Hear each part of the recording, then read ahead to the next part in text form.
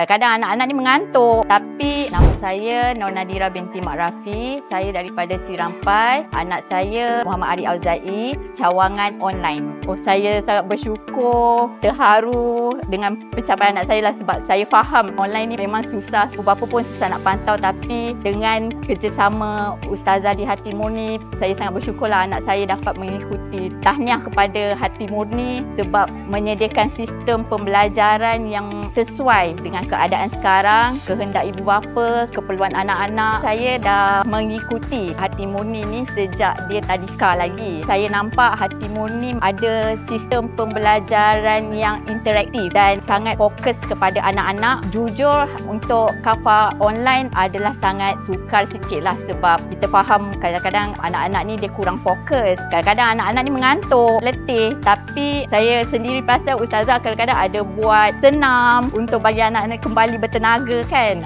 Dan cara penyampaian Ustazah tu sendiri walaupun secara online tapi tetap terang dan anak-anak faham apa yang Ustazah ajar. Saya nampak Hati Murni dia melakukan banyak pembaharuan dalam sistem pembelajaran online. Dari segi teknik pengajaran tu sendiri, teknik ambil periksa dan komunikasi antara Ustazah dan ibu bapa untuk memastikan anak-anak ni dapat belajar dengan teratur lah.